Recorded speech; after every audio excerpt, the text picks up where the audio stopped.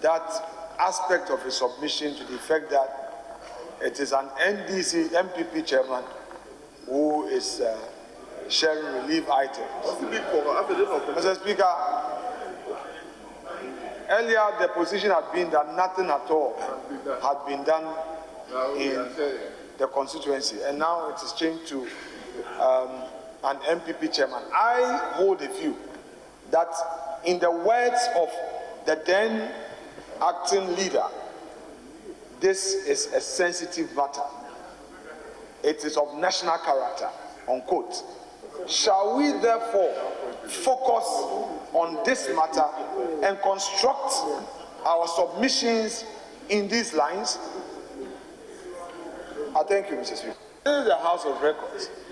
Mr. Speaker, in an attempt to defend his stance, Mr. Speaker, all he did was to show us a picture of somebody standing somewhere with certain items behind the person. Mr. Speaker, pure conjecture. Please, with the greatest respect, we know the rules. Would my respected colleague withdraw that aspect of his submission? It is only fair. That's why I'm making an application to the Speaker. It doesn't warrant the shout. Mr. Speaker, we know. For the avoidance of doubt, I will go back to the rules.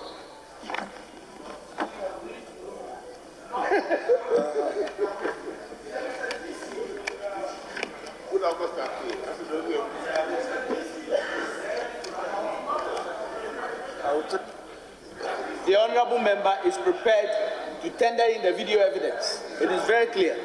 And so there's nothing to argue here about. He has backed it up with a video evidence. He's prepared to present it to this House. There's no point in arguing.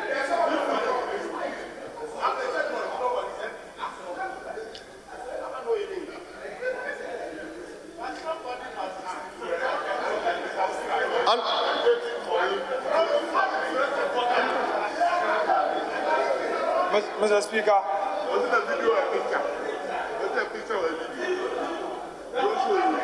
Mr. Speaker, the statement you admitted, which statement came from the minister,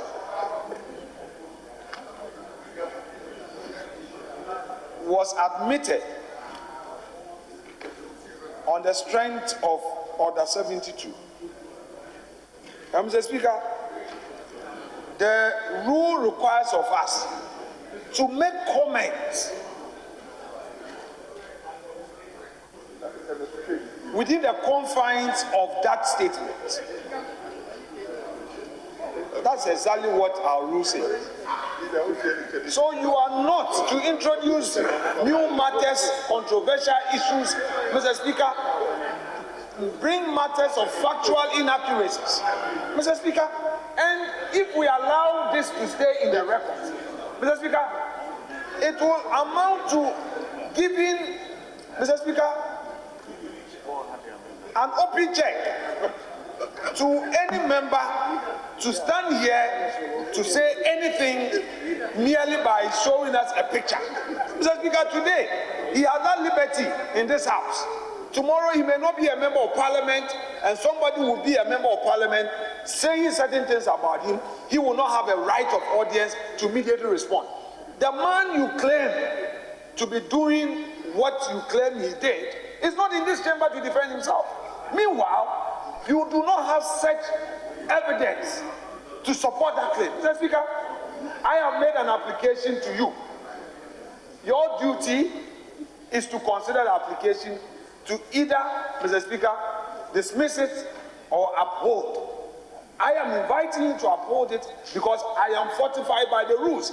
When he was given the opportunity, he could not factually prove that indeed the man was distributing relief items inside of an official of NADMO. Mr. Speaker, Mr. Speaker, I leave it to you to get the record, that aspect of the submission, expunged from the records. Motion. The Speaker, I humbly. What order? You don't. Leader. He should call the order. If he knows the rules, he should call the order. Which order? What 71? Read it. Read it and let's see. First of all, I don't take instructions from you. I take instructions from the minister. And I was trying when I said... Honorable leader, are you listening to him? Have I called you to read anything? Honorable members, please, we have a lot of activities to do today. Let's allow the contribution.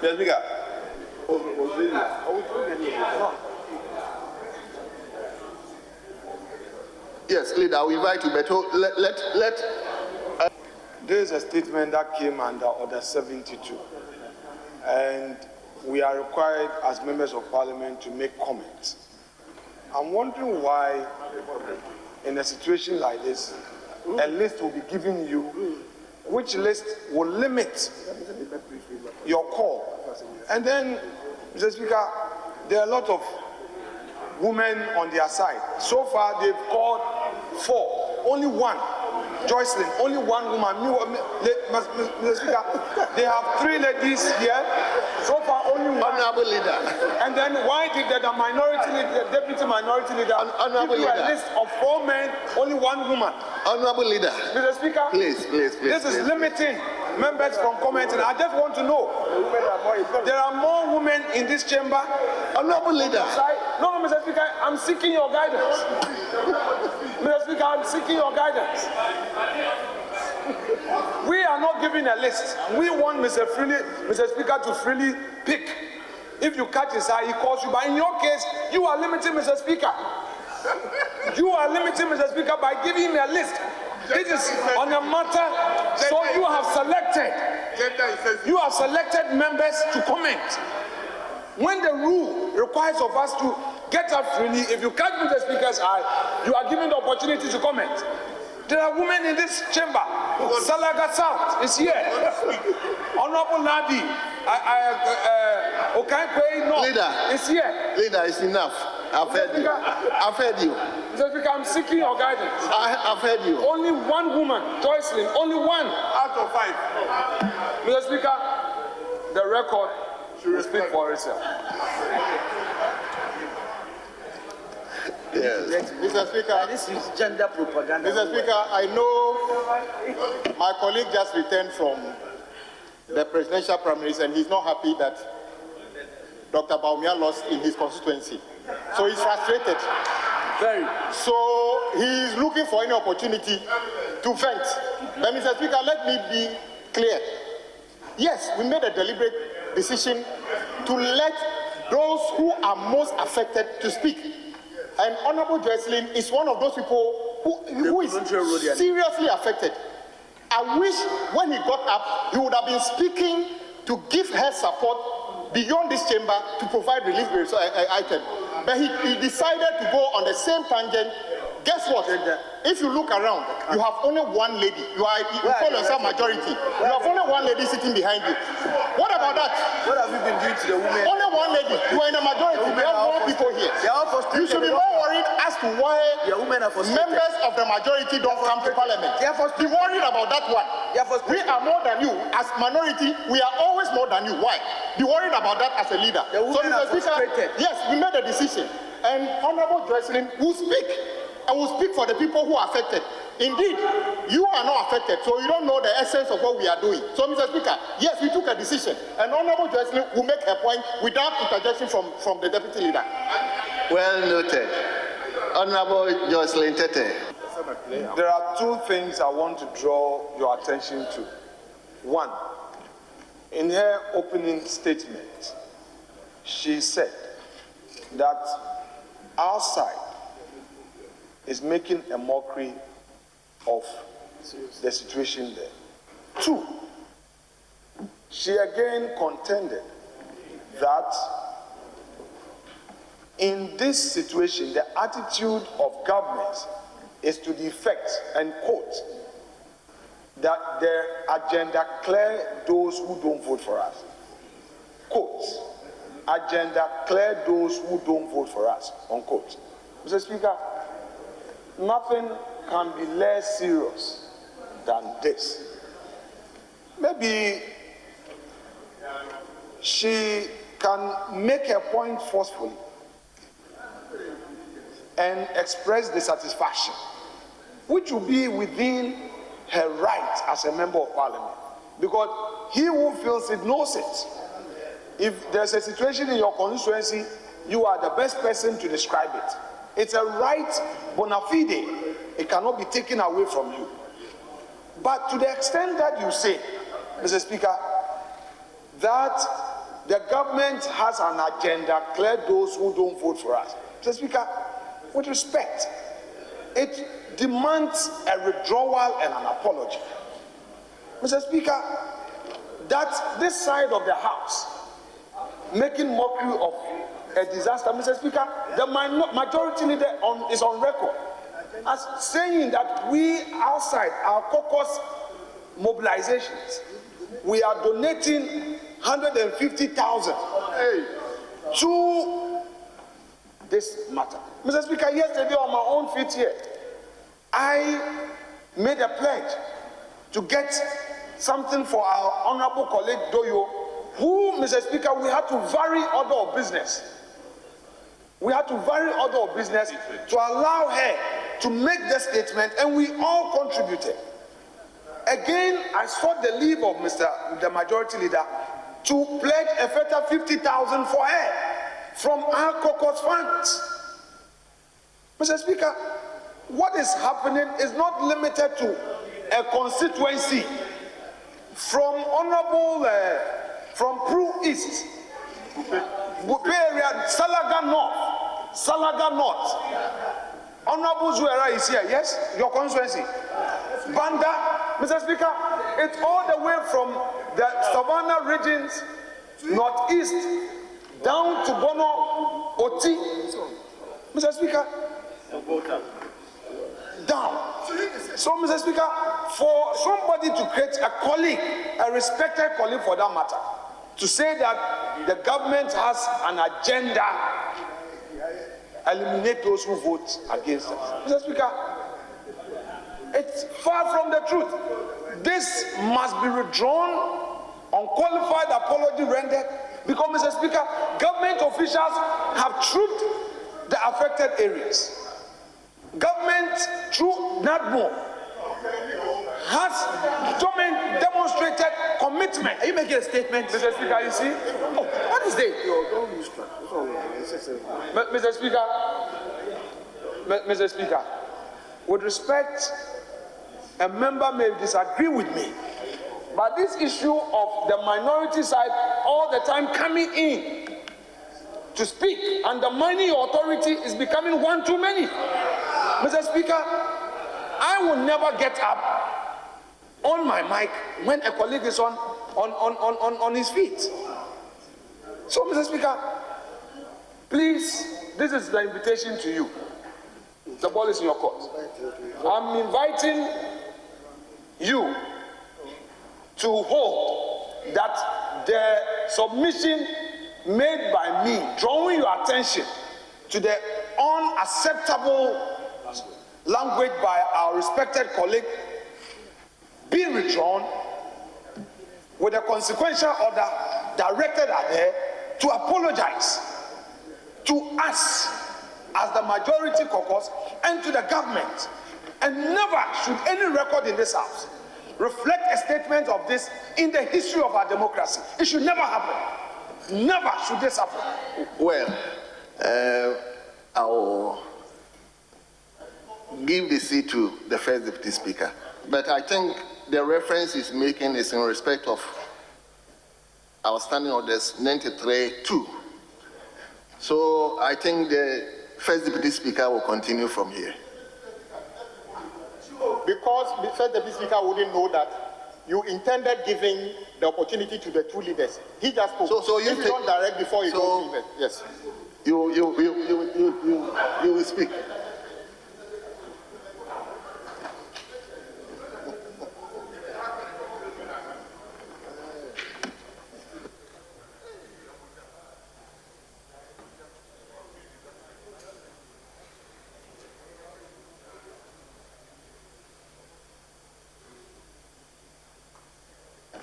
Is the deputy leader done? Mr. Speaker, Mr. Speaker, I was asking if you are done. the burden contained therein has been sufficiently submitted. So, Mr. Speaker, nothing more to add. Very well. Yes, Honorable. Right, Mr. Speaker, welcome to the chair. Mr. Speaker, my colleague, the honorable member for North Dye, did no wrong at all. Mr. Speaker, on the 23rd of October, 3 News reports, Sanitation Minister says, listen, those affected should have left the areas that were flooded. 24th of October, My Joy reported the same thing. It is on record that the Minister for Sanitation said, who is a member of this House, because the colleague who made a statement that the allegation against the person is not a member of this House. Mr. Speaker, it is not the responsibility of my colleague to bring members of Parliament to the House. It is the responsibility of the member who is the Sanitation Minister to be here. So we don't take any responsibility for that. So, Mr. Speaker, the point I make is that it is on record that at least the Sanitation Minister said if those whose places were flooded moved or took advice and moved, they will not have been affected. Mr. Speaker, it is also on record that when the President of the Republic visited the site, I'm told he made it in a jest. Listen, I will say it, that if I were to consider those who vote for me, I wouldn't have been here. It is only an afterthought that members of his party were saying that he said it jokingly. In any case, Mr. Speaker, when people's livelihood are taken, that is not where you go and joke. So, Mr. Speaker, my colleague is just saying that based on these 2 major statements made by members of the government, and as we speak, government directly has not put in anything significant to alleviate the suffering of our people. Is it the case that you have decided that since we didn't support you, you will not come and support us in those quantities? That is the context in which she is speaking. And that is, what is she supposed to withdraw? Is she wrong for having an opinion? No. Her opinion is worth it. In fact, I share the same opinion. I share the same opinion as her. So she has nothing to withdraw, Mr. Speaker. She can make a point. She's not attacking anybody's personal integrity. He's talking about comments made by public officials. It is those public officials should have been guided in what they say or what they have said, Mr. Speaker. So I call upon you to rule out the deputy leader who is calling upon you to force or compel my colleague to withdraw something that she believes in, and it's not an attack on the personality of our colleague, the Minister for Sanitation, Mr. Speaker. I so present. Honorable Leader, I think I heard you. If you would grant me the leave, I may. Yeah, Mr. Speaker, thank you for this treasure space to make my own views on this matter known. The Speaker, but I must commend the Honourable Member for Esojaman, who just spoke, Honourable Thomas Nyakun Ampim. He's made a very profound patriotic statement. His comments are anchored on the real issues that should guide us as a nation. And he made his submissions devoid of the earlier partisan approach that came with the comments, Mr. Speaker, as a consequence of the statement ably made by the Honourable Minister for Energy. Mr. Speaker. Yes. Mr. Speaker, he says he wants to come under 108. Honourable Leader. Mr. Speaker. Mr. Speaker, it is obvious that he misunderstood the metaphoric effect of my statement. You didn't hear what he said. Yes. But it's fine. Since it's been misconstrued and it's become an issue, I would state it properly so that we can all make progress. Mr. Speaker, the effect of that metaphor in that submission was to draw the House's attention to the fact that the statement made by Honorable Thomas Nyako Ampem was most profound in my view, most profound. The patriotism in his statement was most profound. And clearly he demonstrated same by commending the works of VRA. He said, it is not the first time VRA has done this pillage. VRA has been so successful in its work, and that VRA, we should rather look at enhancing the capacity of VRA. To me, that is where we find the meat, enhancing the capacity of VRA. He is coming from a constituency where VRA is situated. He knows the work of VRA. He is a witness to the work of VRA. Mr. Speaker, this is the first time. This is the first time. But the man is sitting here. Are you his advocate? What you are praising? I'm praising him.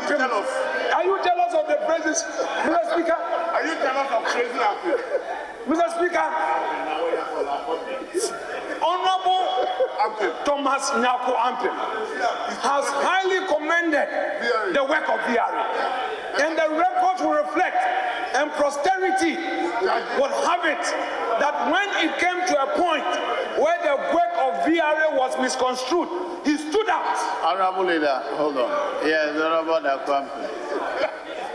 Mr. Speaker, in fact, I think that the deputy... When my colleague was on his feet, I took down some notes. He said, quote, VRA is doing a good work. You acknowledge the good work being done by GRA, and indeed I agree with you. When you identify some inefficiencies, that is why you made a call that perhaps what we need as a country is to be looking at enhancing the capacity of VRA. And you took notes. That's what you said. And I'm saying that statement is very profound, commendable. Nobody in this chamber from your side has made such a statement. And I'm commending you. You are the only one acknowledging.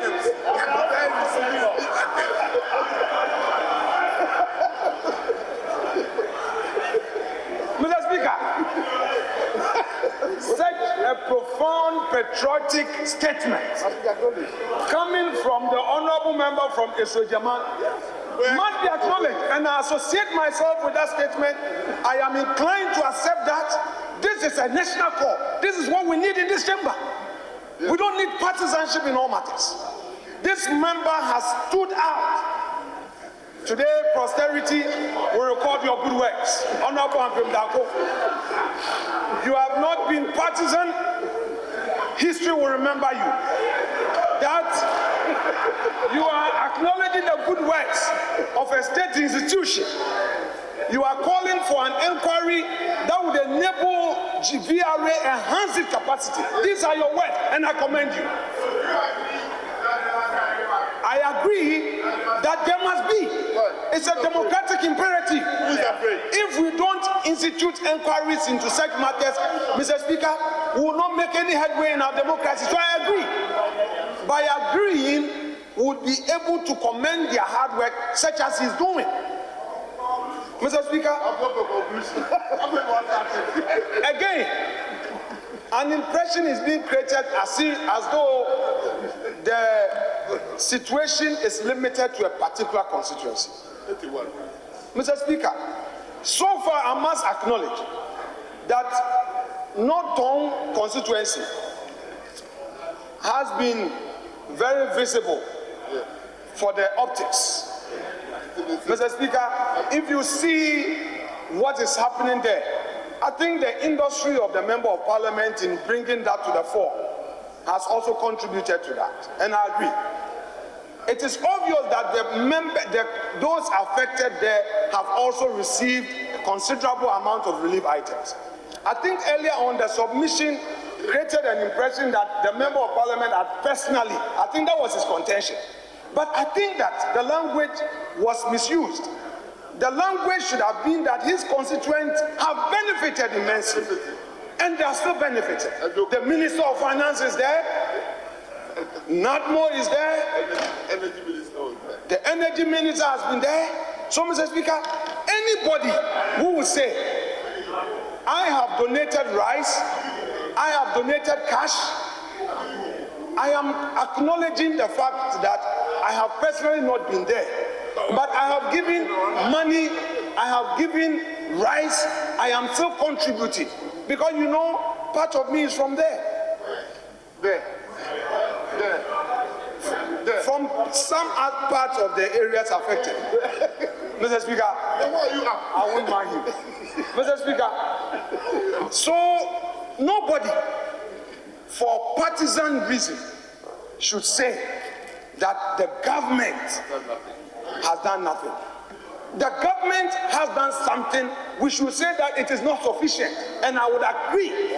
It cannot be sufficient, because looking at the state of affairs, Anyako area alone, the people who have been affected in Anyako, yes, Mr. Speaker, Anyako people deserve some more. The people from Salaga South deserve some more. The people of Bupe area, some Winneba people are there in Bupe. They have been calling on me.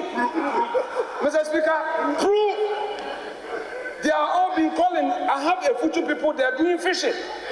Mr. Speaker, I know how they are suffering. But they have not been left naked. They have not. So nobody in this chamber should say that government has abandoned the people there. Nobody should read partisan political meaning into the conduct of government. It is never the case. The president himself was there. We are aware that others have been there. Is this the president? Mr. Speaker, Is this the president? Mr. Is this the president? The Speaker, I said the president was there, but President Mahama was there. He didn't mention that one. You still have the floor. I haven't recognized it.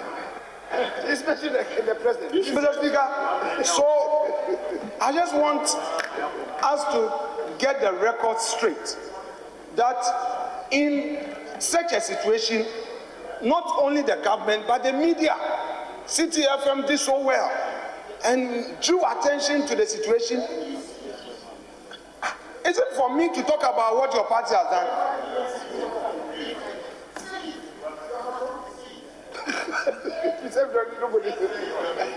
So, Mr. Speaker, let members of parliament whose constituents have benefited acknowledge what government has done. They shouldn't just acknowledge it on their social media handle. They should acknowledge it in this chamber. And this is a call I am making to members of parliament who have received donations. I don't mean personal donations, but donations received by them for and on behalf of their people. Norton, for example, has received a lot of support, not the MP personally. Norton has received support. And I want the record to reflect that when it got to this situation, the people of Norton were not left naked. The Methodist Church has been there. Only yesterday, the Methodist Church was in Norton. So, Mr. Speaker, I am calling on volunteers, corporate Ghana, and all institutions who have heard about this not to over-concentrate in one constituency. I am calling on corporate Ghana to look at the spread. A lot of constituencies have been affected. Honourable Leader, Mr. Speaker, I'm conclude. Sure. Mr. Speaker, I shall conclude on a matter of law as raised by the Honourable Afenyo-Markin in relying on Act 46, Section 11. Mr. Speaker, I most humbly and respectfully submit that the section he quoted upon which he anchored his submission to chastise VRA was wrong, completely wrong. Mr. Speaker, the law is clear. The water levels is not just the level that would have to be used to determine whether or not to spill, but it's the flow. If you have the level correct and there is no rainfall, you don't spill. But Mr. Speaker, if you see, even if it is lower, and you see what is coming, the volume is high, Mr. Speaker, you would have to take a decision. So, Mr. Speaker, for you, Mr. Speaker, for you to rely on the law, to mislead yourself, and by extension attempt to mislead us, Mr. Speaker, you have to be corrected. VRA, as Honorable Ampim said, may have some inefficiencies.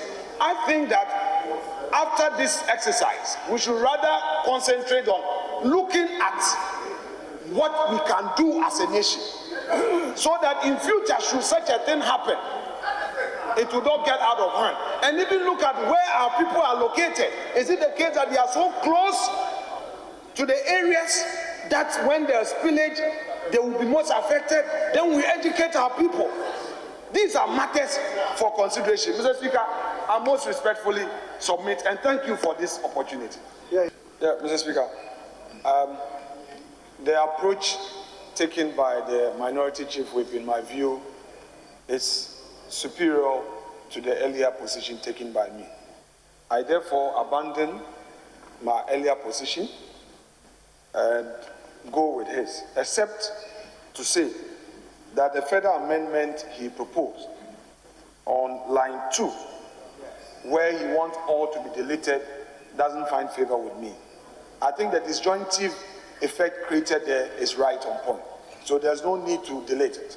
So I would want to go by your new rendition, which ends on monetary terms, but maintains the all in line 2. So it reads, Ghanaian content means the percentage of Ghanaians in a downstream petroleum business or the quantum of locally produced materials, financing goods and services rendered in the petroleum downstream industry, etc., etc.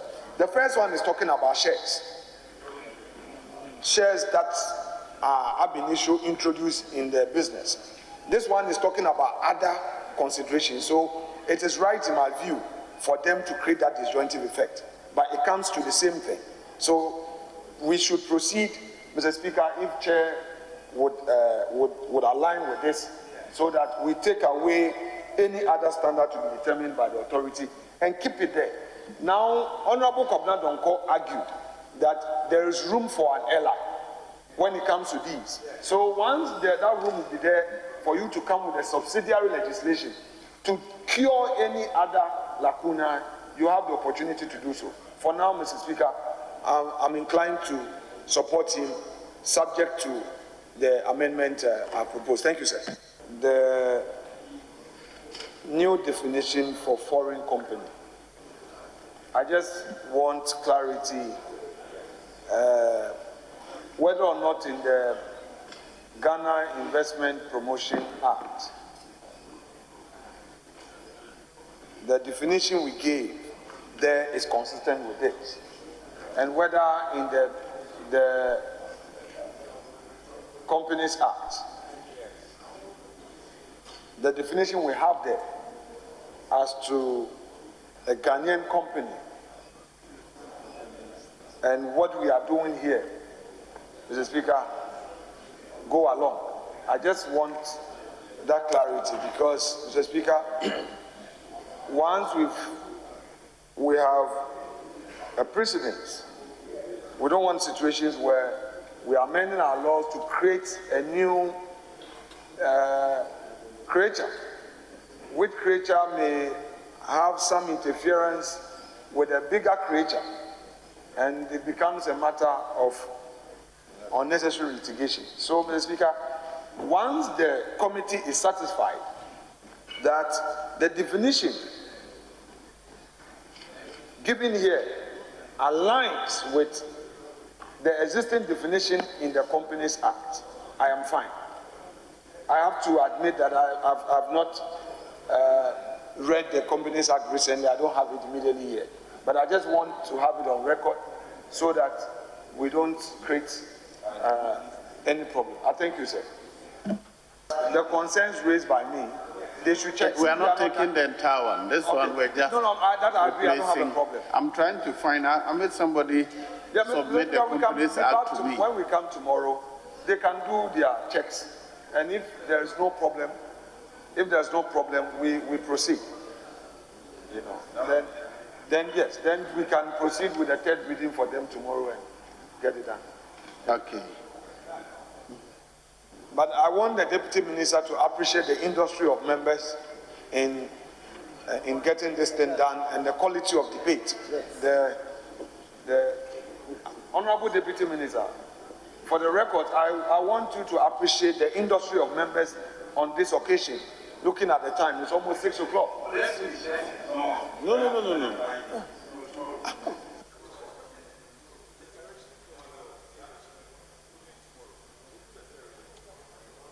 Deputy Minister of Energy, you are standing in for your boss. Let me finish. What I'm saying is that I hope you would appreciate the industry of members at this time of the day in seeing to it that this bill, is passed. Yes.